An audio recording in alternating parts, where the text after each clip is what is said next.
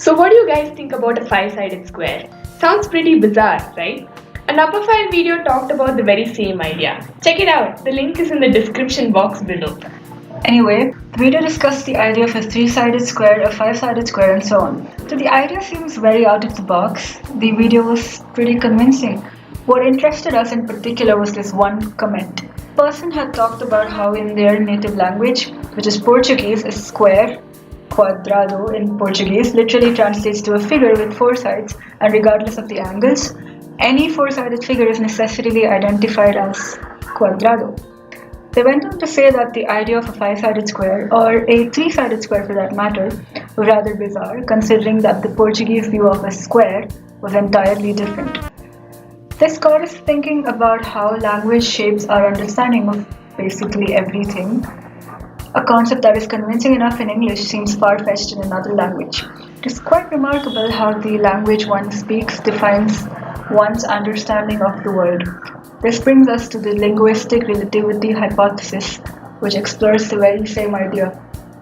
According to this hypothesis, even though it has been disproved mostly, the language one speaks influences their worldview.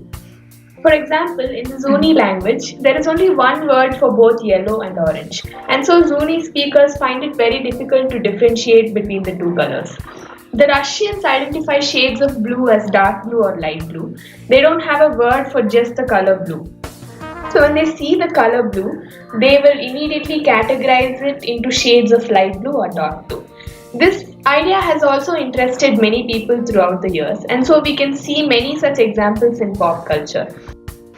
For example, in George Orwell's dystopian novel 1984, Newspeak was the language created by the totalitarian government to limit free thought and to prevent instances of rebellion. A new language was created for Game of Thrones with more than 3,000 words.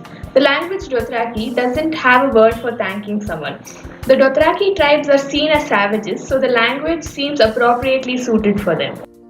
The German word, Schadenfreude, is one instance of the many compound words present in the language used to refer to specific things which sometimes don't have a counterpart in other languages.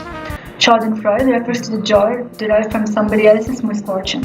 As we know, there is no English equivalent for this word. However, this is not necessarily a one-way street. Like language influences culture, culture and lifestyle also influences the language people speak. For example, the Silbo language of La Gomera on the coast of Spain is a whistle language.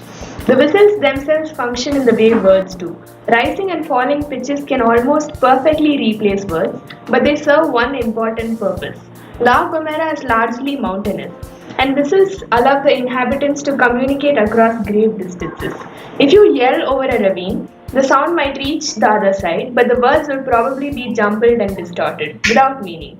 If, however, you whistle, the pitch will carry almost perfectly and the message will reach the other side completely intact. These examples show us some of the differences in languages.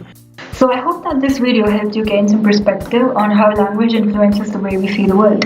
Thank you for watching.